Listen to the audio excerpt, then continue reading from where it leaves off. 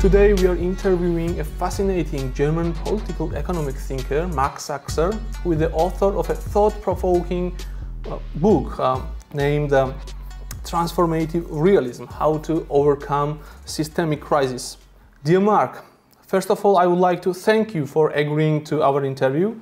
It's a great pleasure for me as well as for our TV program that you are with us to discuss your excellent and a very interesting book. In it, you discuss very crucial topics and political economy issues which form the characteristics of modern version of neoliberal capitalist development. You analyze the core ideological and economic fundamentals of the current financialized economies, which has been under the systemic crisis since 2008 global financial crash. Systemic because besides economic dimension, today's global societies are facing huge challenges of climate, democracy, cultural and health crises.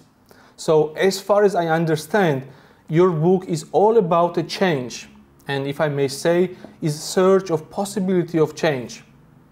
In the first part of your book, after you discuss the ongoing crisis, you propose the solutions in later chapters under the new framework and concept of transformative realism. So, before I ask you to elaborate and explain to our audience about this concept, I think it's important to open our discussion with a very thought-provoking thesis which you present in the introduction of the book, that neoliberalism was never designed to solve the systemic crisis. And here you ask the very important question, quote, why is neoliberalism dead as an economic program but still alive as an ideology? If it is bankrupt, why is the progressive camp not able to bring about the change of direction? So I think here you are making a reference to Antonio Gramsci's famous quote that old world is dying and the new is not born yet. So, dear Marc, could you explain us why is it so? Well, first of all, thank you very much for having me, and good morning from Berlin. It's a great pleasure to be on your program. And of course, you jump right in with a quote that I wrote in 2021 that neoliberalism is dead as an economic program, but politically is still alive. That is actually quite interesting if we recapture the events of this week. We saw that after the very pressure of the financial markets, the Prime Minister of Great Britain had to resign, who was actually proposing a clear-cut, ideal neoliberal economic program. And he was rejected by the very financial markets that she thought she would benefit. I think that is a very significant event, and it could mark the end of the neoliberal paradigm in our history books. Historically speaking, neoliberalism, however, was a reaction to a crisis that occurred in the 1970s in Western industrial capitalism, the post-World War II capitalism that you may call Fordism. Basically, we had a couple of crises in the West, the oil crisis, inflation crisis, and so on. And neoliberalism back then was designed to solve these crises from a capital side point of view.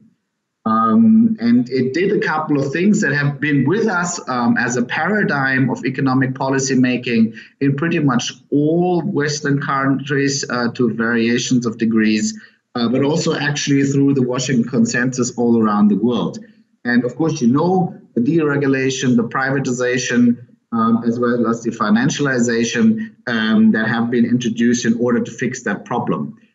My point is that the very design is not capable of solving the crisis, the systemic crisis of industrial capitalism back then, because all of the things that it did leave the burden from the corporations, reducing the wage factor through outsourcing and what we call globalization, the cutback in the welfare state. All of these things actually squeezed demand, both from the investing state as well as consumer demand.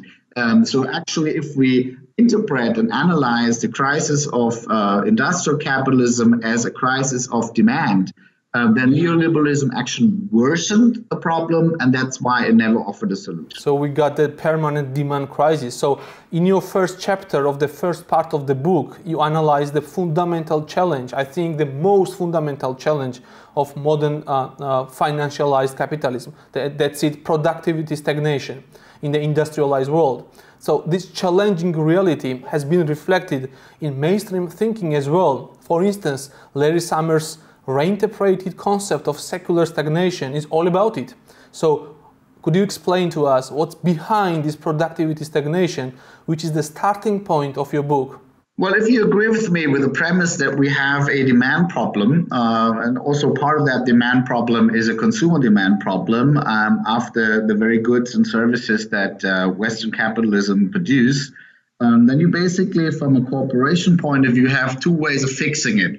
Either you innovate, technologically speaking, and you produce better products, more innovative products that will generate new consumer demand, or you make the same kind of products cheaper. And I think the whole fourth industrial revolution, the whole idea of what we call the digital revolution was actually an attempt to make new kinds of products that are better and will generate new consumer demand. The problem is, however, that some economists have measured that productivity in the digital revolution, which is considered the fourth industrial revolution, did not rise to the same factor as it did in the first, second, and third industrial revolution. So the productivity revolution actually never occurred. So only the second path, making the same stuff cheaper, was the way out for Fordist capitalism. With regard to demand crisis, you compare the situation which created since 1970s, situation which was in 1930s, and you picture the two broad approaches. On the first side, the Keynesians, and on the other side, Hayekians. So you elaborate their clashes, intellectual clashes, and what do you think these two approaches and the clashes between them is enough to explain the current situation which has been created since 1970s, or we go on to the beyond this kind of discussion? Well, I mean, there is this nice saying, in a crisis, we're all Keynesians now. So actually, after the COVID crisis, the latest, I think we are the entire economic paradigm in pretty much all Western countries, including the Anglo-Saxon ones who've always been the vanguard of neoliberalism, have returned to some sort of a crisis Keynesianisms. And I think if you look at all these gigantic rescue packages and umbrellas that have been rolled out by the OECD world, then you see that there is some truth to that. The state, both as a protector as well as an investor, is back in the game. The idea that the market in and by itself can function without state intervention is off the table. And most importantly, I think looking towards the future, the idea that the market innovation in and by itself alone will be enough to usher in the great transformation that is so urgently needed is also being proven wrong. So I think we have entered a new territory, but we do not yet know what exactly this new epoch, this new era will be like. Will it be more Keynesians, or will we see a revival of the neoliberal recipe?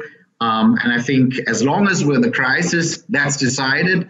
But at some point when we have to discuss who will bear the cost of the crisis, then I think we will have to revisit that paradigm question. Since 1970s, we are living under the neoliberal way of development. But the main instrument of government intervention was only the monetary stimulus of the economy, which I think you described brilliantly, that created enormous inequality between among the different social classes. And the new era of globalization, which started in 1990s under the Washington Consensus ideology, has created some losers and also the winners. So in different societies, there are different social groups as winners and different social classes as losers. For instance, Branko Milanovic, in his famous book, Global Inequality, A New Approach for the Age of Globalization, presents so-called elephant diagram, which is formed by the losers and winners in US and China. So could you explain us what's behind this inequality approach? Neoliberal revolution of the 1970s has created inequality both between as well as inside countries. And at the same time actually has produced a global middle class that has benefited rising, emerging economies like China and India very, very much. So that's the conundrum that we're in, that we see the very top 1% of Western countries actually got richer, and the former middle class is actually having a hard time across the Western countries. Part of that effect is actually caused not only by the neoliberal reforms of the 1980s and 90s, but also by the very crisis-fighting mechanism. Because once you started quantitative easing and the central bank started to print money, a lot of that money did not go into new investment by corporation, but actually was funneled into and started to flood the wealth markets.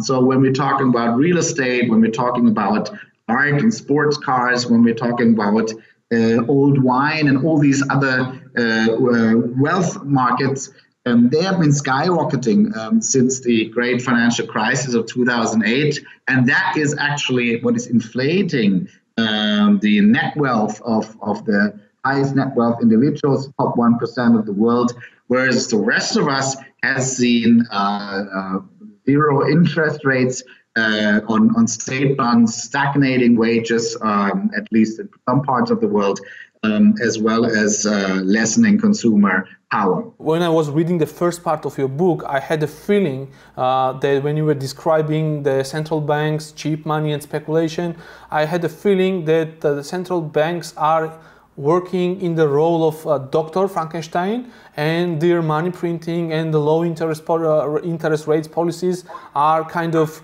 to stimulate the global capitalism, which is in the role of the Frankenstein monster. So it's alive but without soul. So what should be the relevant macroeconomic policy intervention to oppose a social polarization among the societies? But on the other hand, the big result of cheap money and the money printing is the rise of digital revolution. But now the new era has started when the interest rates are rising, and the like new technological companies who are kind of zombie companies with huge debts are struggling to finance their debt. So now it's really important in the era of the high interest rates to stabilize the macroeconomically, to stabilize the economies. So what do you think, what should be the relevant policy, macroeconomic policy intervention to oppose the social polarization among societies? Well, I think we have to differentiate a little bit between the short-term crisis-fighting mode and the mid- and long-term transformation mode. I think in the short term, there was not that many alternatives to what the central banks did. If you think about the alternatives, they have been worse. I mean, obviously, you would not like to have a heart attack of the financial markets would have led up to the collapse of the financial markets around the world, bringing us into a similar situation as the Great Depression of 1929, with all these enormous disastrous effects on the working and middle classes of the world. So a little bit kicking the can down the road was probably needed. The interesting question is now what happens in the mid and long term when we basically repeat this program again and again and again, and also what kind of central banks can actually allow to do that. Obviously, the American Fed is in a privileged situation because the US dollar is the reserve currency of the world. So as long as there is this structural demand for US dollars, the Fed can pretty much do whatever it wants and it can print money and there's still demand for it. It is much less clear if the European Central Bank can continue doing that, and it gets less and less clear the smaller and less structurally, systematically relevant the currencies actually are. So that very crisis-fighting mechanism of quantitative easing is also not going to be there forever without having a lot of systemically bad effects. The question that is really interesting from a political economist point of view, and you've been pointing towards the polarization of the society, both socially as well as political, is who will at the end of the day actually have to pay the price for this? And we know that after 2008, it was actually the working and lower middle classes that had to pay the price for the rescue Keynesianism back then. It was basically by cutting welfare, suppressing wages, etc., that this cost was levied and the state could get rid partly of its debt. And I argue that we cannot afford to let this happen ever again because we have already broken the backbone of the middle classes in the West. And a lot of the right-wing populism, a lot of the Trumpism, a lot of the polarization that we see politically in our societies is actually the result of the fear of large parts of the society to fall into the social abyss, to not be able to keep up their lifestyles and actually decline socially. So we have to see that there is a social and a political limitation to these policies that were incorporated in the 2010s. And I think we need a different path this time. In your book, you're elaborating a very interesting concept called technocratic incrementalism. How the paradigm change can be possible in times of mainstream technocratic incrementalism. I think where my book actually starts is to ask the question, if we have actually understood, and I think academically speaking, analytically speaking, we did already understand that the status quo is no longer sustainable, that we have to go beyond a development model which is pushing beyond the planetary boundaries, beyond the environmental boundaries, beyond the social, what the social fabric can actually hold, beyond the capacity of our democracies to function properly. If we all know that we actually have to transform, that we actually have to change, why is it not happening? That is actually the main question of the book, and this is where transformative realism actually comes in. And I try to answer this question by looking back at the two basic modi of actually doing politics in the 1990s and 2000s and 2010s. And I see basically two inadequate ways of doing politics. Number one is what you mentioned, technocratic policy making, incrementalism. So the idea here is that, the old left and right, the old rivalry between ideologies, that's all over. We only want a good governance. We only want a well-oiled, expertise-driven engineer at the helm that can actually cut these large, huge problems like climate and energy transformation, like social transformation, into little pieces and then fix these little problems one by one. The opposite of transformative realism, that is what I call technocratic incrementalism, tinkering. Right, so that's been basically what in Germany Chancellor Merkel has been doing, and what the bureaucrats and technocrats in Brussels are doing. And what I'm saying is that this will never be enough to actually change the paradigm, because what you're doing is only you're trying to optimize the system from within. You're actually repairing the machine from within. But what I'm saying is that you actually have to go into a paradigm change. You need basically a new path that you can walk on. So technocratic tinkering, technocratic incrementalism, what we've been doing over the last 30 years is inadequate in order to usher in transformation. So as I understand, your concept of transformative realism is a new version of collective action to form broad social alliances and bring together groups and actors across the different social classes. So you also write that new kind of programmatically broad platforms is necessary, which will manage to broker compromise between different social classes for the necessary collective action. So could you explain us more about this? Well, basically, the idea is to say that change, whatever change is happening on a large scale in a society, is always the result of a struggle between those who want to keep the status quo and those who want change. And that presents us with the most fundamental problem of politics is actually how can you create a force, a societal force for change that can actually win the struggle against a brilliant and actually vast and very powerful status quo alliance in the society. And my first claim in the book is that no social force on its own, no matter how powerful it is, can actually win this struggle. But the only way that you can actually win it is to create broad societal alliances between different milieus and life worlds, many different actors politically and socially.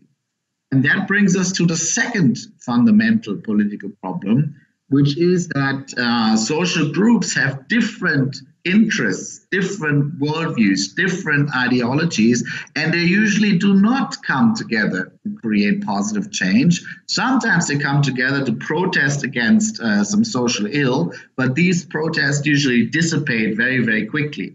But what we need in order to usher in the transformation that we need to change, to shift to a new development path, is a vast reconstruction of the entire institutional system that we have. So basically, we need decade after decade after decade of continuous change. And that can only be brought forward by a broad societal alliances that keeps together. So I take aim, and that is, I think, fundamental to understand for transformative realism, that we have, especially in Western countries, another approach that is not working, which I call moral activism. Moral activism, which is basically driven by the educated urban elites who think that they have found the perfect solution, which is for all of us to change individually because we have understood the challenge that is in front of us and change our lifestyle, change our behavior, change our environmental footprint. And then basically tell the rest of the society what to do. So basically 10% of the society are telling 90% of the society what to do. And to make things worse, if they don't listen, if they don't follow this advice, then you actually start insulting them. That's what Hillary Clinton did with her infamous deplorables insult against the people who then later turned around and elected Donald Trump. So transformative realism actually tries to create broad platforms on which many milieus, many classes, many life worlds can come together in order to create that change. And there is a fundamental difference between these two policy approaches. If we discuss the ongoing kind of political and intellectual clashes which is going on in Eurozone, which is split into main camps. So on the one hand, financial elites from Germany and the other countries, and on the other hand, southern countries and the workers of different interests. So in order to make it possible to compromise interests between them, it is really important to overcome the institutional obstacles which the Eurozone monetary system has. The crisis in the European Union, we first have to acknowledge that there is a problem. And that problem is that the currency union is not working as planned.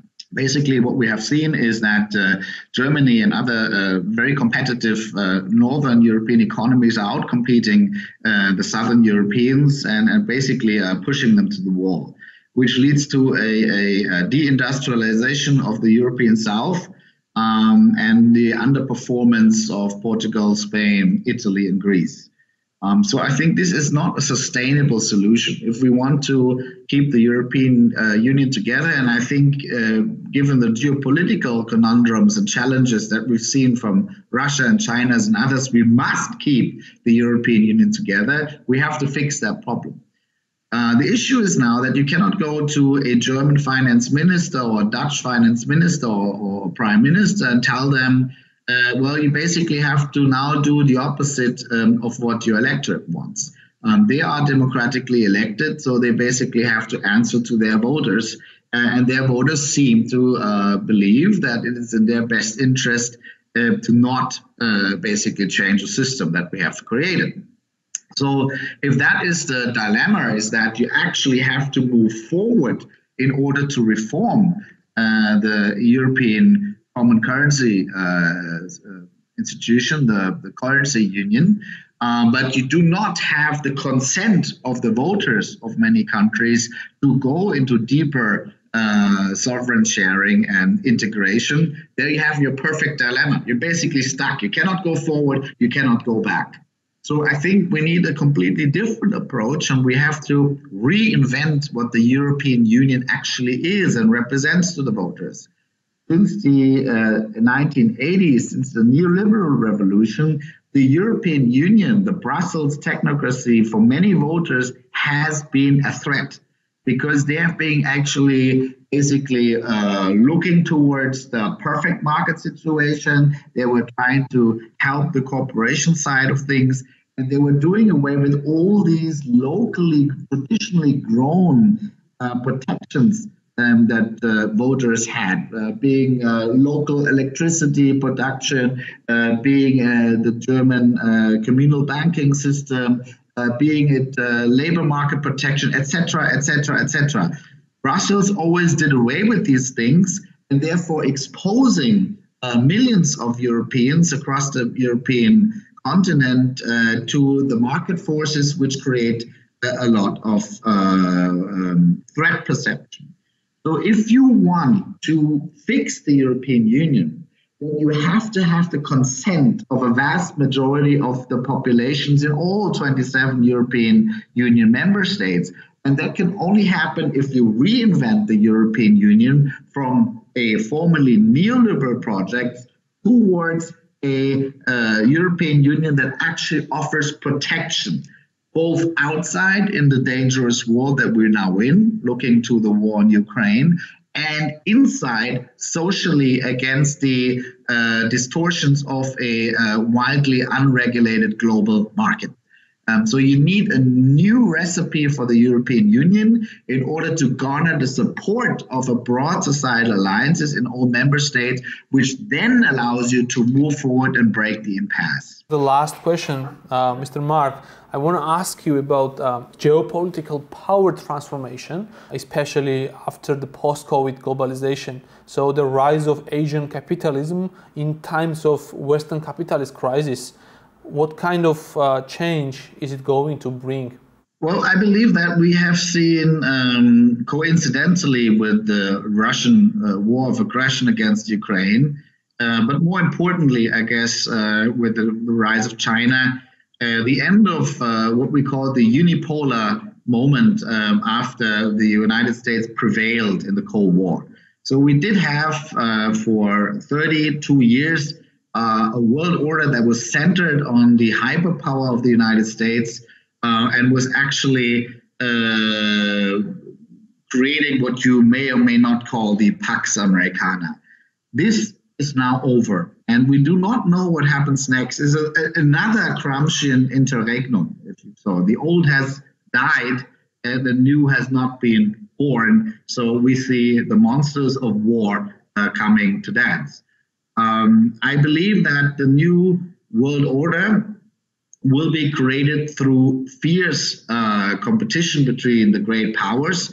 And we all have a major stake in trying to ensure that some basic rules of the road, some basic multilateralist international laws actually can be kept for the sake of all of us, because the alternative is a world of disorder, a world of chaos that we have seen in the years between 1914 and 1945 in Europe.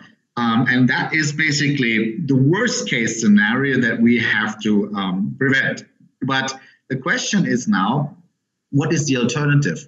And I believe that looking towards what China, as well as many other Asian powers, are proposing is that we try to steer the world order into its original conceptualization in 1945, 1948, when the UN Charter was put into place, which was a Westphalian world order with a very heavy emphasis on sovereignty, on non-interference, on the ban of violence as a conflict-solving mechanism, and so on, right?